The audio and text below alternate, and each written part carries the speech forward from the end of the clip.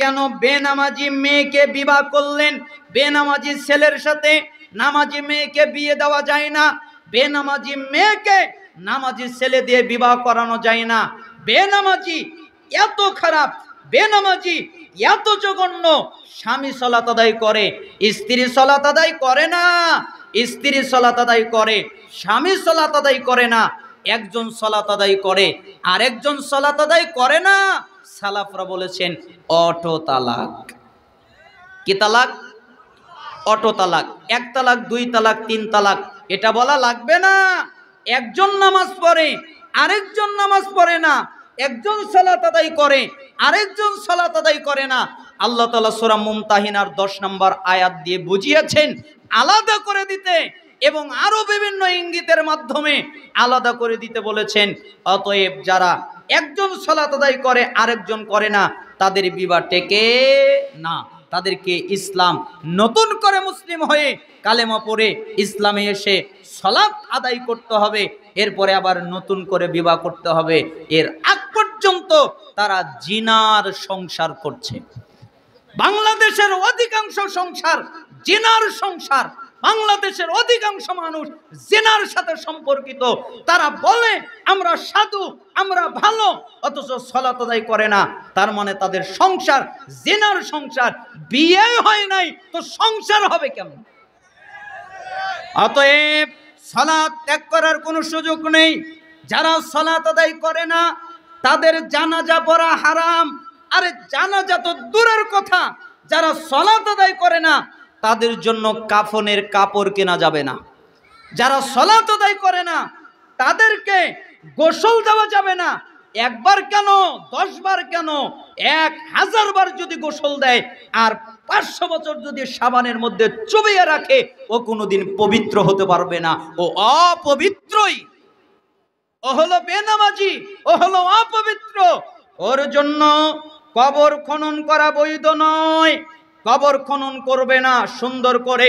যেরকম একজন মুমিন মরে গেছে, মুসলিম মরে গেছে, তার জন্য সুন্দর করে কবর খনন করা হয়, ওই রকম করে কবর খুনবে না। যেরকম কুত্তাকে মাটি দেওয়ার জন্য, কুত্তাকে দাফন করার জন্য কবর খনন করা হয়, ওই রকম খনন করবে। কেন? জমিনের উপরে ফেলে দিলে দুর্গন্ধ বের হবে, মানুষের কষ্ট হবে।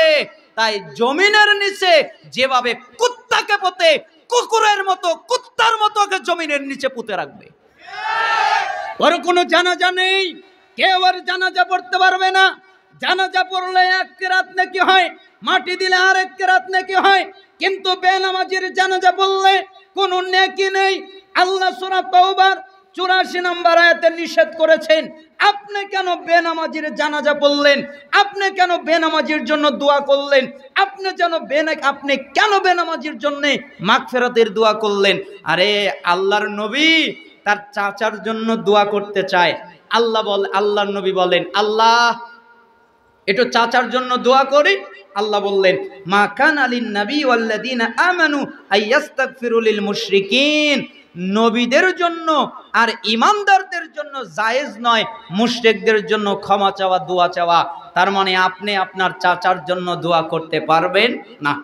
আল্লাহর নবী বললেন, মুসনাদে আহমদে এই সূরা তাওবার 113 নম্বর আয়াতের তাফসিরে এসেছে, আল্লাহর নবী আল্লাহকে বললেন, আল্লাহ আমি আমার মায়ের জন্য একটু দোয়া করি। আল্লাহ এই আয়াত নাজিল করলেন, মা কানা লিন নবী ওয়াল্লাযিনা আমানু আইয়াস্তাগফিরু লিল মুশরিকিন।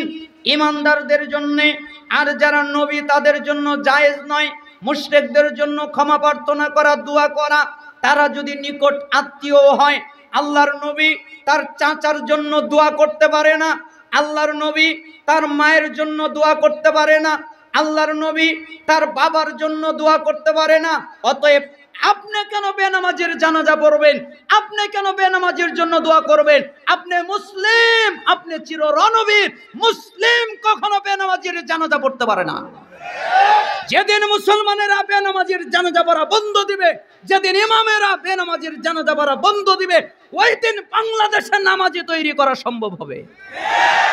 এর আগ পর্যন্ত নামাজি তৈরি করা যাবে না।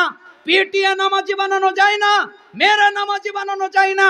পিটিয়ে সালাত আদায়কারী বানানো যায় না যদি তাদের হৃদয়ের ভিতরে আল্লাহর ভয় না ঢোকে।